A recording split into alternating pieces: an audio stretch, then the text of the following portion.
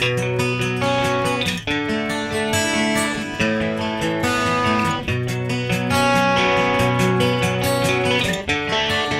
marchio Venezia Channel di fatto costituisce un'operazione grafica di lettering.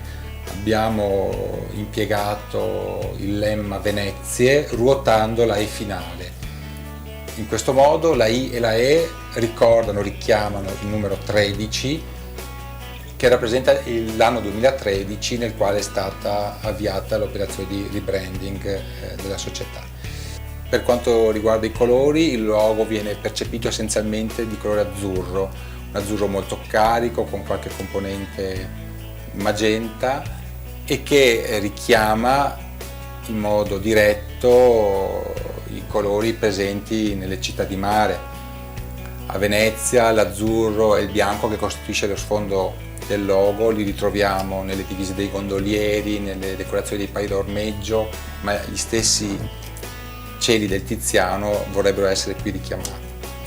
Il font che abbiamo utilizzato è un font moderno, privo di grazie, molto minimal, un font di tipo unilinear, di cui abbiamo adottato la versione bold per conferire al progetto una maggiore incisività.